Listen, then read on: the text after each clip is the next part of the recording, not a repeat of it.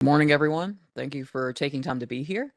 Today, we're going to talk about something that's fundamentally shifted over the last 2 years, and that is what cyber readiness actually means for credit unions under the NUCA's updated examination model.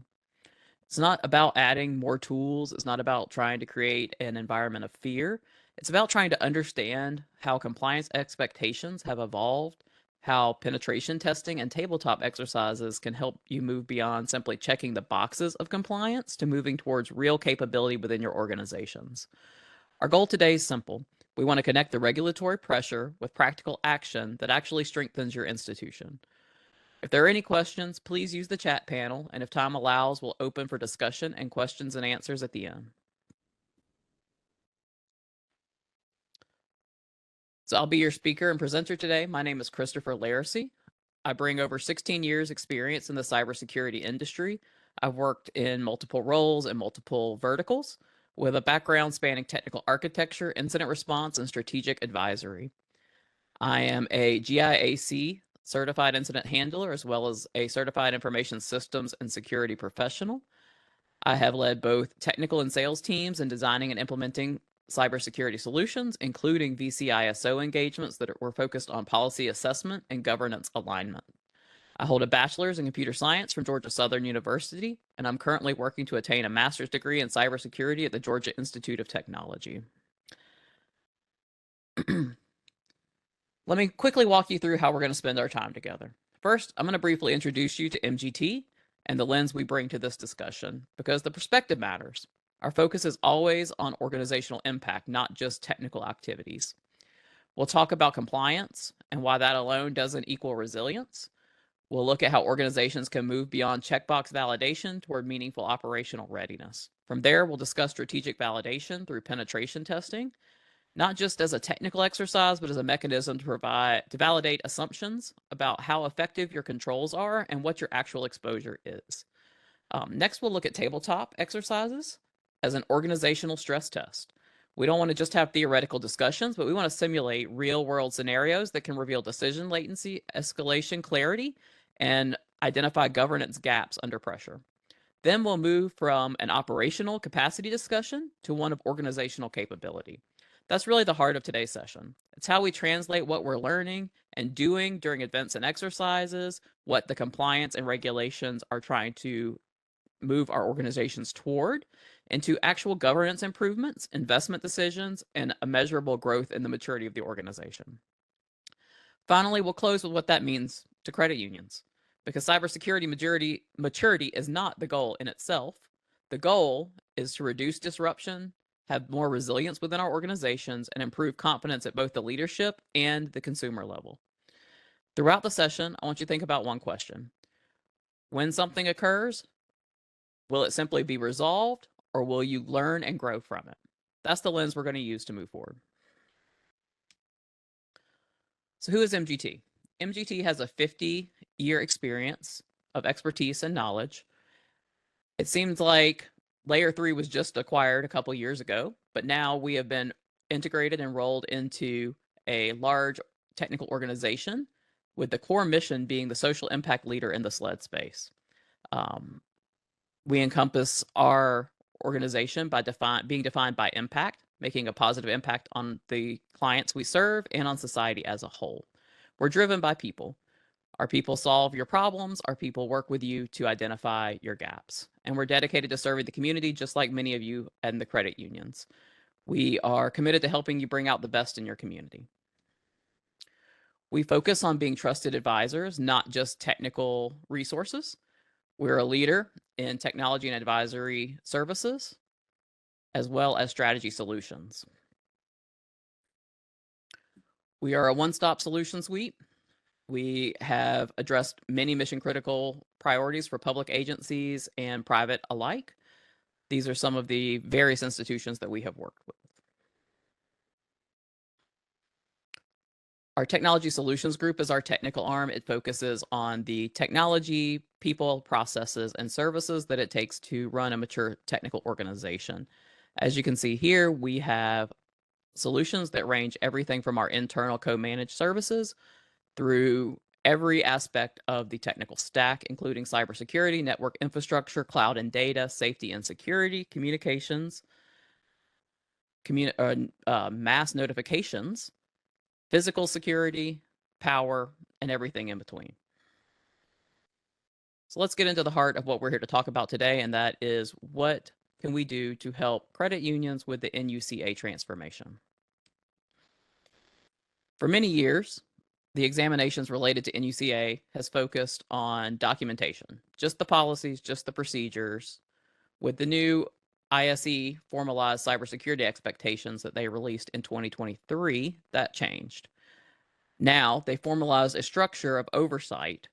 That oversight has shifted to actually validating the technical controls and that the things documented in your policies and procedures are being effectively implemented within your organization. They now expect independent validation. They don't just want self-assessments. They don't want you just to say that you are doing the things. We've seen this across many financial regulators nationally.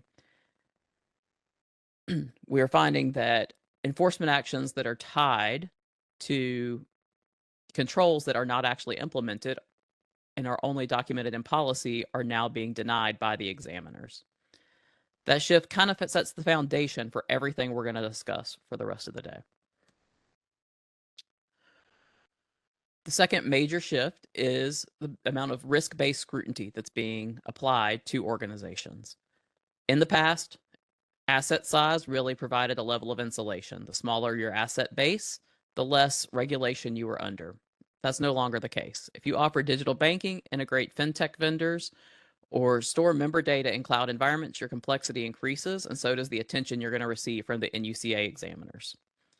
We've seen this nationally. A lot of focus on third-party risk and identity exposure, especially following vendor-driven events over the last 2 years. Compliance is now being driven by the measure of operational effectiveness, not just the size of your institution. That's where the validation of those controls and the things that you're doing become very critical, beyond just the documentation. We're going to explore how we can validate your strategy, your organizational maturity through penetration testing. Under the Core and Core Plus standards that are being enforced by the ISE, penetration testing is no longer optional. It's now expected and required. They want internal testing. They want external testing. They want it to be tracked, remediated, and reported. But the key is penetration testing isn't just about the breaking into the machine and creating a simulated breach. It's about validating the assumptions you hold about how you will respond and how your organization is currently secured. We've seen in recent ransomware campaigns across financial institutions that repeatedly remote services and credential weakness have been exploited. It's not 0 days. It's not the new latest, greatest threat. It's the block and tackle of the security industry. Testing your actual infrastructure, testing your applications, and testing your response to them gives you the visibility before an adversary tests your actual response. That moves us from just a compliance activity, a checkbox, to strategic validation of controls. When it's done correctly, penetration tests are built to mimic real-world scenarios. That allows us to validate real-world effectiveness of our controls. If we have network segmentation, is it actually preventing lateral movement in our organization? Are the accounts that we believe are privileged and restricted really restricted, or are they available in some other manner? Are any critical vulnerabilities in our organization mitigated? Are they actually exploitable, or are we just trying to defend against a bunch of theoretical threats? We want to make sure that we're targeting the investment of the organization into where it will be the most impactful for the security maturity of the organization. We continue to see breaches where patching is listed on paper and segmentation is listed in policy. But we're still seeing successful privilege escalation and lateral movement in spite of those controls being in place. What we find is that while people are targeting their policies to enforce those controls, they are not actually executing them in an operational capacity. Penetration testing allows us to translate configuration into consequences. Where we find misconfigurations, where we find elements that are not secured properly or in accordance to the procedures and policies outlined, we find exposure and risk. That's what examiners care about now. That's also what we should be talking about when we discuss these incidents and these issues with our boards of directors and executive leadership. Not just what the vulnerabilities are, but what they mean to the organization and how that can erode member trust and cause regulatory and compliance. What we want to look at is how we can increase strategic value beyond just compliance. It's where maturity in the organization begins. Penetration testing is a first step in reducing risk of the overall organization. A well-executed, well-developed penetration testing policy will give you a list of not generic findings, but actually tailored to your environment issues. It's going to reveal where you have true threat exposure, where you have true vectors of attack that would be successful against your organization, and where you should invest the time and effort of your limited teams into remediating those issues. It supports data-driven budgeting. You're not just reactively spending after someone breaches your environment or after an examiner tells you that you are not meeting one of the compliance mandates. It also, on the whole and proactively, allows you to reduce your breach probability. It also influences cyber insurance underwriting conversations. If any of you are pursuing cyber insurance or maintain cyber insurance, having a mature security posture will reduce your premiums as well as reduce your deductibles.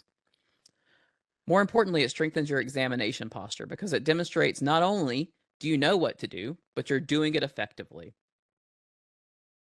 Let's talk about where that technical validation stops, and we need to also look at evaluating our leadership under stress, our decision-making capability, and our ability to communicate and escalate in the event of an incident.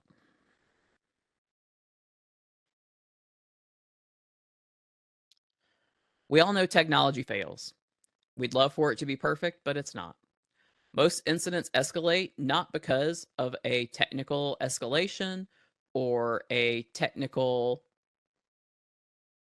pivot that is incredibly complex, but they escalate because of the attacker remaining active and in the environment for longer. Why do they stay there longer? Because decision making fails. Tabletop exercises are a solid way for us to move the theory of how we will respond in an incident to actual practice. The goal of a tabletop exercise is to stress test your leadership and your IT teams.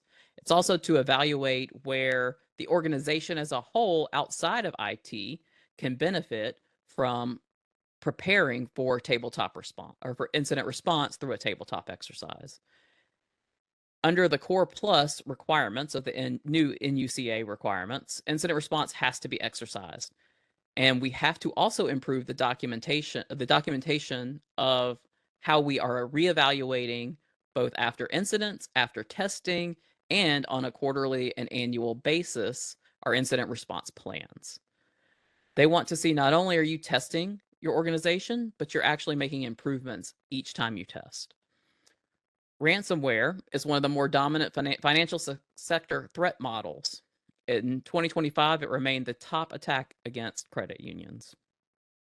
Tabletops that expose delays, unclear authority, and communication gaps before they become issues can assist in remediating ransomware attacks by making quick and accurate decisions in the event that your machines are encrypted or compromised.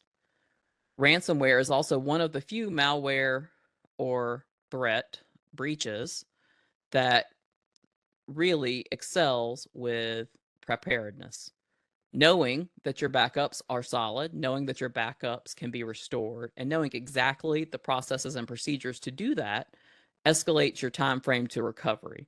As we all know in the financial sector, the more time we spend down, the more money is lost and the more trust is lost with our members. That's governance maturity at work. That's testing real-world scenarios under stress before they actually affect our organization. When we run a tabletop correctly, it doesn't just test IT, it tests the organization as a whole. We have to determine who declares an incident. When do we notify regulators? How do we communicate with members? How do we communicate with law enforcement or cybersecurity insurance? What happens if our core network, our core data stores are impacted? We've seen recent vendor-centric events that have shown that third-party disruption can become your disruption overnight. Azure, AWS, all of the cloud services, if they suffer an outage, that will affect any of us who are running in those clouds. We need to know how we would respond in the event of our cloud services being disconnected from our internal organization. When we stress test our response, when we stress test these real world scenarios against our IT teams, our network teams, our executive leadership, we reveal where there are cracks in the foundation that we can patch up. It helps us strengthen the organizational posture, our decision making abilities, as well as visibility to the executive level to understand what is really involved when we lose one of those services. Credit unions serve more than 139 million members across roughly 4,600 institutions. That makes you a very, very high value target for ransomware within the financial sector. The average cost of a data breach in financial services is over $5 to $6 million per incident. And ransomware is just one of the most disruptive attack vectors nationwide. At the same time, most credit unions are forced to operate with lean security teams and rely heavily on third-party vendors to expand their risk exposure and mitigate their risk exposure. Working on strengthening response maturity through structured tabletop exercises not only reduces cyber impact, but also improves the resilience across other high probability continuity events like severe weather disruptions, large-scale system migrations, or cloud service outages. One of the reasons credit unions have remained an attractive target for malicious actors isn't just because of size, but it's because of trust and liquidity. If you add in the heavy vendor dependence and limited cybersecurity staffing, the complexity of the cybersecurity issue affecting credit unions really increases quickly. When you also layer in the severe weather, continuity of services on top, the cyber exposure and landscape for credit unions is very tricky and complex. That's one of the main reasons tabletops are an excellent exercise for credit unions. They're very extensible. They can mimic ransomware. They can mimic vendor outage, disaster recovery, core migrations. The goal isn't just to test response, but to also test organizational resilience and maturity. Now we'll move from a conversation based around the capacity of an organization to the actual capabilities of an organization. Capacity is having lots of tools deployed. Capability, though, is knowing how they work and monitoring them and making sure that they are providing the information required to run your business and that someone is watching those tools and adjusting them and tuning them as needed. Capacity is staffing, while capability is practice coordination. Compliance ensures that capacity exists, but testing actually builds that capability.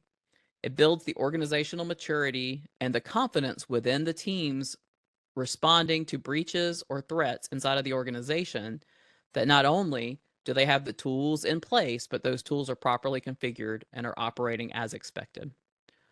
The difference becomes very visible during incidents and examinations from auditors.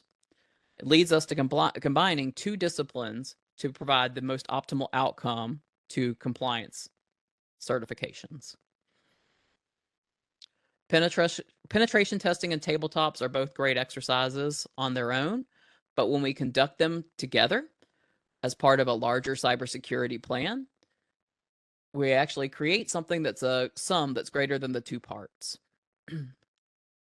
When they're conducted intentionally, when they build off of one another, and when we properly internalize the recommendations and the findings of each and mature the organization by remediating those recommendations after each cycle.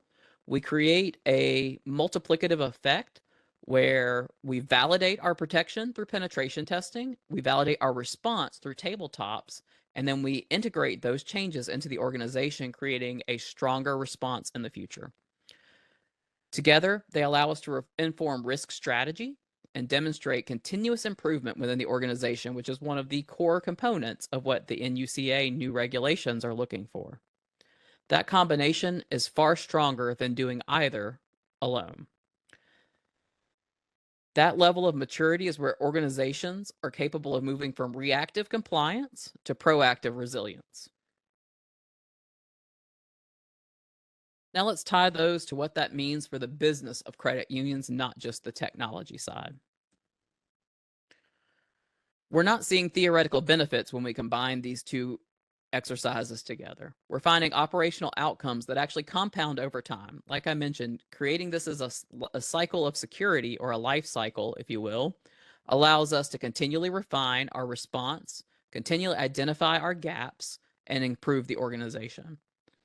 This results in reduced breach likelihood. That means fewer successful compromises because we have the controls, the visibility, and the escalation all tested, validated, and maturing constantly within our organization. It allows faster incident containment. That allows us to have less downtime, less disruption, and fewer cascading impacts or lateral movements across our systems and vendors. We ideally will have fewer repeat findings, so that because we're always remediating. That means we're not reliving the same weaknesses year after year. We're identifying the gaps, we're logging them, we're remediating them, and we're removing any decision or escalation confusion from the process. Predictable remediation cycles. That allows us to reduce the mean recovery time because we've structured it, we've measured it, and we've created a process which is repeatable. We're not improvising on the fly. We are not trying to determine what the process is at the time that we are responding. We already have tested and validated that our tools work, and we're just executing. Strategically, that creates operational consistency, which changes this conversation from a theoretical performance to a validated and tested performance. Being able to show boards that we have that measured and tested and validated performance allows them to gain confidence, because now we're no longer just estimating our capabilities at incident handling. We're providing a disciplined and measurable look at how we actually respond to incidents without having to suffer the pain of being breached. Operational improvement is powerful, but what we're really after here is the strategic outcomes that sustain our support from executive leadership. Stronger confidence from the board comes from predictability and controlled outcomes. When we're able to declare our incidents quickly, contain them efficiently, and review the outcomes of a breach in a structured and measurable process, then we're able to show that boards, we're no longer providing simply reactive oversight, but we have a policy and a stance of informed governance. Naturally, that's going to lead into an improved posture with any regulators. What we're finding now with the NUCA is they're no longer just looking for what controls you have in place and what policies and procedures you've written. They're looking for evidence that finds how you have translated those tenets of their requirements into true governance programs. They want to see your governance updates, your threshold adjustments, and your aligned decision-making tied directly to risk-based outcomes.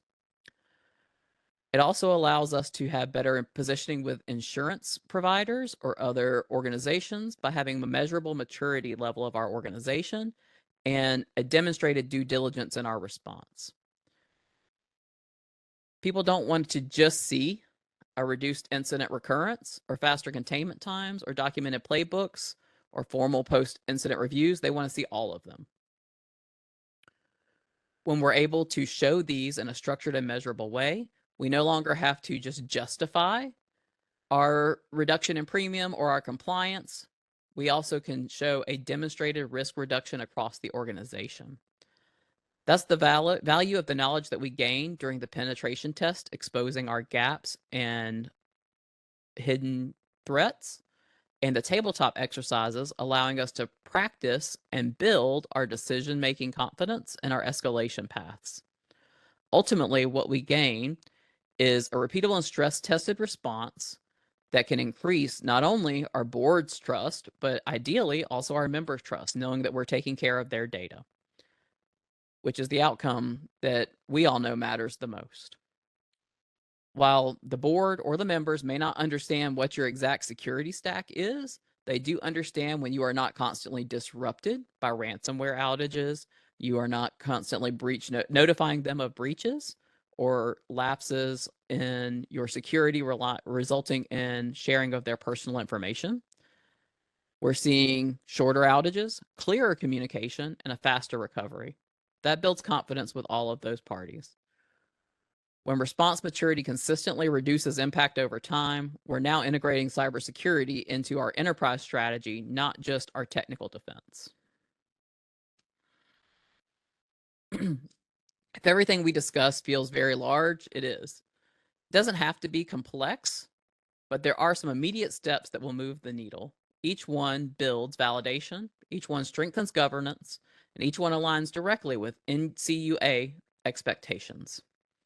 Let's walk through them. First, let's validate our assumptions. I suggest scheduling an independent penetration test, not just to satisfy your compliance, but to understand what your true exposure is. It should be used to prioritize and inform your budget decisions. You can't manage or plan around what you haven't tested. Second, we should stress test our decision making. Running a facilitated ransomware tabletop will allow you to practice your executive coordination. It'll let you practice and identify your regulatory notification requirements.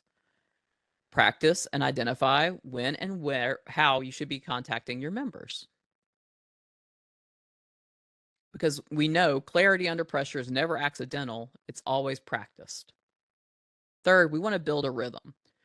Annual penetration testing aligned to your risk profile, followed by quarterly or semi-annual tabletop exercises, along with the associated after-action reviews, will help you track your improvement and roll all of the knowledge and insights you gain from those two activities into future response actions. Testing shouldn't be episodic. It needs to be cyclical. That's how compliance becomes capability. We all know how this works. Practice builds you, game day reveals you. Cyber readiness is no different. I appreciate your time